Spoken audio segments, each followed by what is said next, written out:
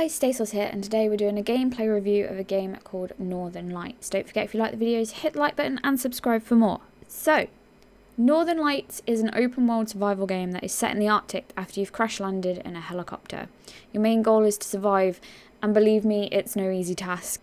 The game gives you a couple of options as how you want to play. You can just play as survival mode, or you can play through a story, which obviously has those survival elements involved in it. So it's entirely up to you how you want to play, if you want to go through the story and explore what's happened, or if you want to just survive on the island for as long as you possibly can. And I think that is a really nice mix.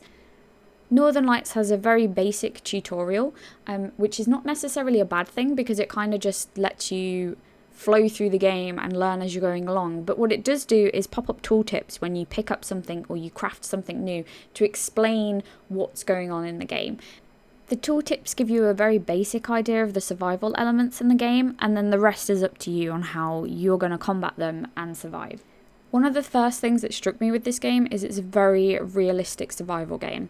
You've got your basic elements that are the same with most survival games, like hunger, thirst, temperature, but then there is a lot added into this game. So there's sanity, which obviously you would have if you were stranded in an Arctic tundra in the middle of nowhere on your own, and this is a massive factor. There are a lot of different things that affect your sanity within the game, including bats, as I found out early on. Go away! Freaking bats. Oh, what? However, you can increase your sanity in the game by resting by a campfire, which I did find out sort of earlier on. If you do get a really low sanity level, then this can cause hallucinations in the game, which I haven't quite experienced myself yet, but also some foods can cause that, and I got very close to this at one point. The other thing that is really cool in this game is that wounds and injuries also have an effect on your character. I did make a mistake, first of all, by jumping off a bit too high of a ledge, and that caused me an abrasion early on in the game. Now, these can get infected, and you can also cause burns to yourself, breaks, all that kind of stuff, and the weather systems as well in place also affect your character's health and your body.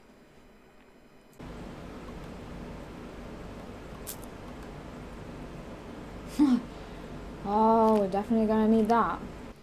Due to a lot of these factors and crazy realistic survival elements, I did actually die on my first go relatively early on because I just didn't realise how much was in play, and it was a very steep learning curve from the beginning. But the game does have an option for checkpoints, and it does save when you go to sleep. So when you kind of come back and you run through again, you start to understand all these elements that you have to overcome, and that you also need to sleep to gain energy to keep moving through the game.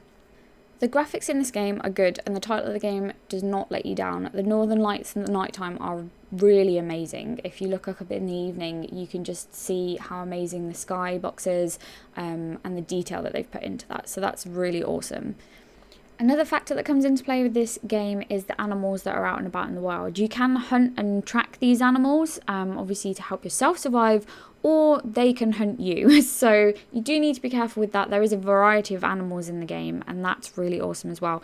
As you go around the world, you kind of find these little encampments and areas where there are other people that things have happened to them, and you kind of get stories and you find out how they've ended up where they are in the Arctic and what's happened to them. I did come across one rather unfortunate guy who, from being out in the Arctic, actually had some cupboards fall on top of him, which is kind of not the way you would expect to go when you're in the middle of the Arctic on your own, to be honest.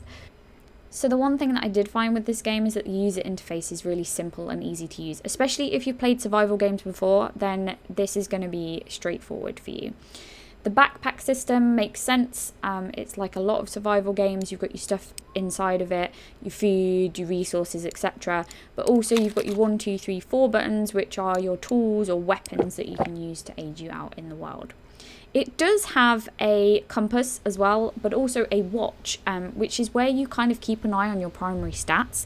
This does remind me of Stranded Deep because it has the same kind of elements on that watch. You've got your food, your water, and your temperature on there. So you can kind of see your health stats from that. It's very similar in that point of view, but obviously set in a wildly different setting. The journal book itself has tabs that you flick through which show your quests, things that you've picked up and learnt about in the wild, like certain berries, mushrooms, etc. It has crafting recipes also in your journal as well, and it's actually relatively easy to flick through the pages and understand what you're looking at.